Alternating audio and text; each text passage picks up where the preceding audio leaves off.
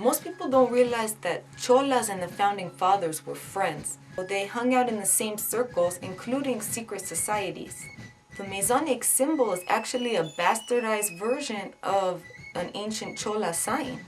It is said that if you draw a line between the important monuments on a map of DC, what you will find is another cryptic Chola symbol. So Cholas had an influence on pretty much everything that the founding fathers did, including what they wore. Those shorts, or knickers as they called them, are actually dickies. And if we were able to just pull up those shorts just a bit, you would see the stripes of what are actually tube socks. The Constitution was such a revolutionary document. The people back in England and in the rest of Europe, they must have been thinking, man, are those dudes high?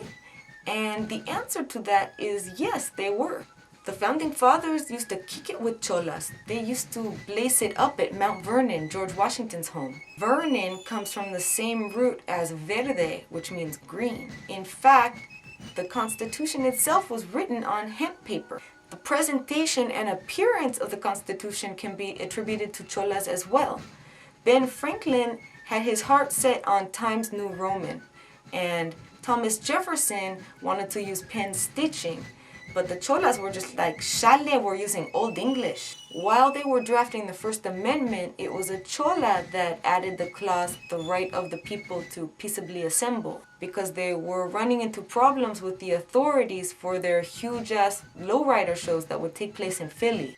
I guess one time the bouncing from the hydraulics of the Chevy Impalas combined with the really loud bass of the music caused the Liberty Bell to crack. And then the Cholas were like, freedom of expression, does that include my right to express myself with my Glock? And the founding fathers were like, let's just make a whole new amendment for that. Cholas are also responsible for the Fifth Amendment, in particular the clause which says, no person shall be compelled in any criminal case to be a witness against himself. There was this hard-ass Chola named Silent Girl who was in custody for all these crimes, but she refused to speak so as to not incriminate herself.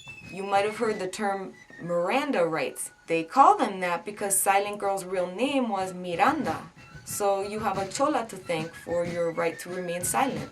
Now you know a little bit about how Cholas influenced the founding fathers and the making of our Constitution.